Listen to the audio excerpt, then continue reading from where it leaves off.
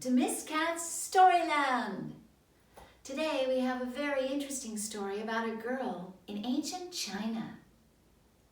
What if there was something that you really wanted to do, but you weren't allowed to do it because you were a boy or a girl?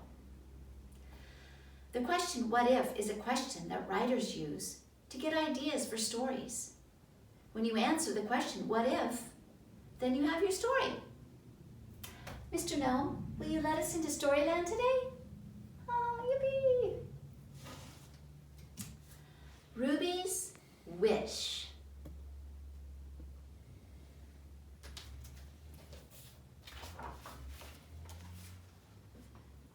Ruby's Wish by Shirin Yim Bridges and illustrated by Sophie Blackall.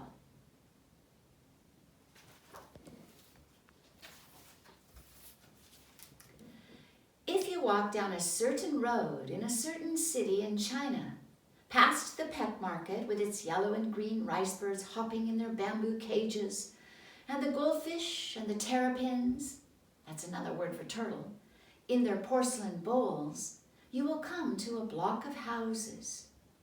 Many families live here now, and the buildings are brown with age and dirt. But if you look closely, you will see that once upon a time, this was all one house, the magnificent home of one family.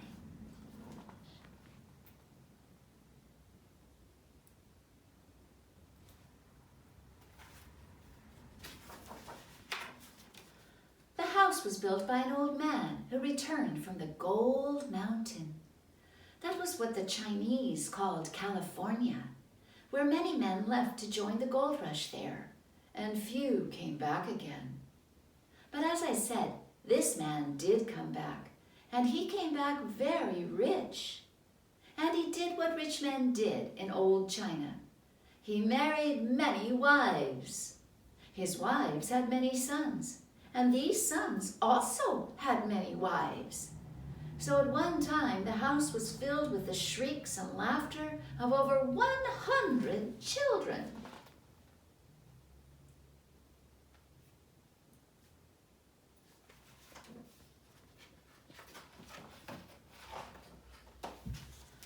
Amongst these children was a little girl that everyone called Ruby because she loved the color red. In China, red is the color of celebration. On New Year's Day, children receive red envelopes full of good luck money. Brides wear red on their wedding days. But Ruby insisted on wearing red every day. Even when her mother made her wear somber colors, like all her other cousins, Ruby would tie up her jet black hair with red ribbons.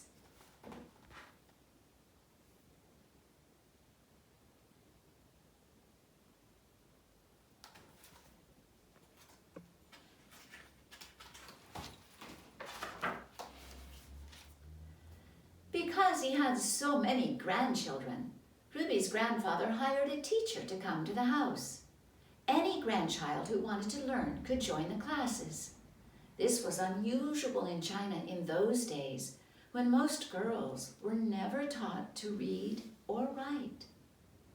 Whenever the weather was fine, classes were held in the garden. The windows of Ruby's grandfather's office opened onto that garden. Often he would rise from his desk to gaze out of his windows at his grandchildren.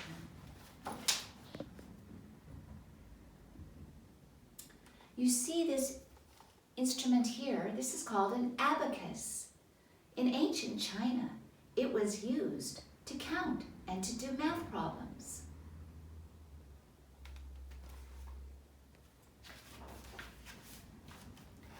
One day, Ruby's grandfather looked down from his window to see the high white wall of the garden plastered with calligraphy. His grandchildren had been practicing their handwriting. Ruby's grandfather laughed to see that many had smudged ink on their hands and faces. Then he noticed a sheet that was more beautiful than the rest.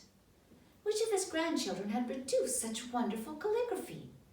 Down in the garden, the teacher was praising Ruby. Her ears were turning as bright red as her jacket.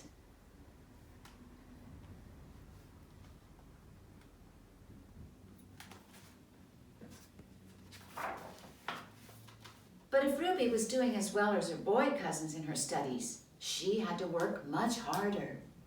When the boys had finished their studies for the day, they were free to play. But the girls had to learn about cooking and keeping house. In fact, as far as their mothers were concerned, these were the only things girls had to learn. One by one, the girls stopped going to the classes, all except Ruby. She would catch up on her sewing at night. Many nights, her candle flickered long after everyone else had gone to bed.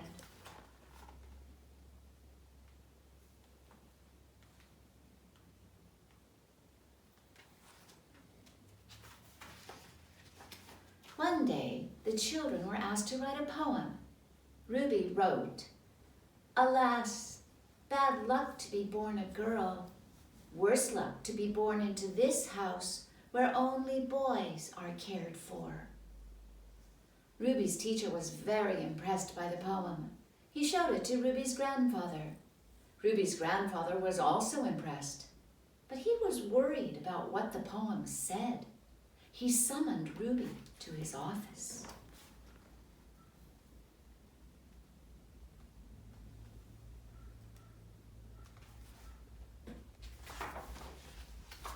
Ruby found her grandfather sitting in his chair, her poem spread open on his desk. "Did you write this poem?" asked Ruby's grandfather. "Yes, I did, grandfather," answered Ruby. "Do you really think that in this house we only care for boys?" "Oh no, grandfather," said Ruby, very sorry that she had upset him. "You take good care of all of us, and for that we are all grateful." "Little Ruby," her grandfather said gently, "I really would like to know why you wrote this poem. How are the boys better looked after?"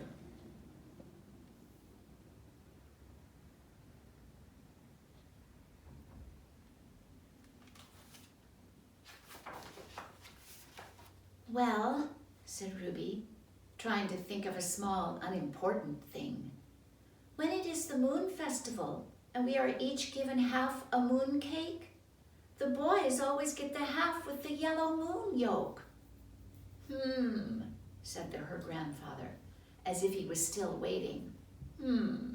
Is that so?" "Yes," continued Ruby, "and when it is the lantern festival, the girls are given simple paper lanterns, but the boys have red lanterns in the shapes of goldfish, roosters, and dragons." Ruby's grandfather chuckled. He'd never thought about it before. He could imagine how much Ruby would have liked a red lantern.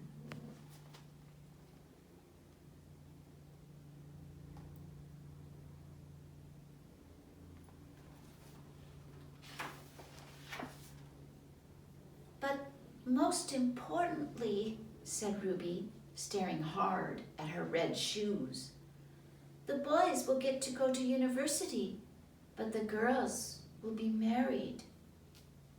"Don't you want to be married?" asked her grandfather. "You know you are very lucky. A daughter of this house can marry any man." "I know, grandfather," said Ruby, "but I'd much rather go to university." Ruby's grandfather touched her hair. "Thank you for talking to me, Ruby," he said. "Go on with your lessons. Make the most of them while you can."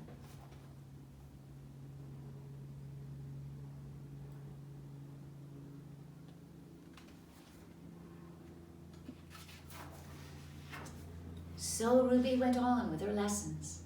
Some of the boys grew up and went away to university. Some stayed in the house and started families of their own. But when they grew up, all the girls were married and sent away to live in their husbands' homes. Ruby knew it would soon be her turn. In the ponds, Ruby could see the orange and white carp gulping for breath under a thin layer of ice. It would soon be Chinese New Year. Ruby felt sure it would be her last one at home.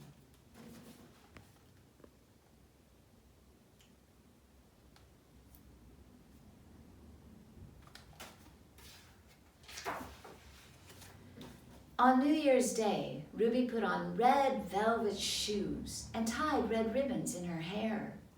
Then she went to wish everyone a Happy New Year. She started with her married cousins, then worked her way up through her parents, aunts, and uncles. Each one gave her a red packet full of lucky money. Finally, she bowed before her grandfather. "Good luck and prosperity, grandfather," she said. "Good luck, little Ruby," replied her grandfather, and he handed her a very fat red packet. Ruby could feel the eyes of all of her family on her as she opened the lucky red envelope. Can you guess what was in it? It wasn't money. It was something much better than that.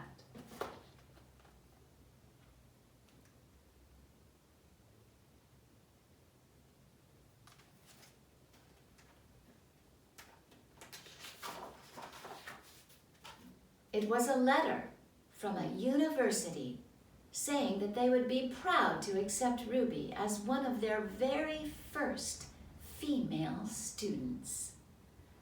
So that's how Ruby got her wish. It's a true story. And how do I know this? Well, Ruby is my grandmother, and every day she still wears a little red.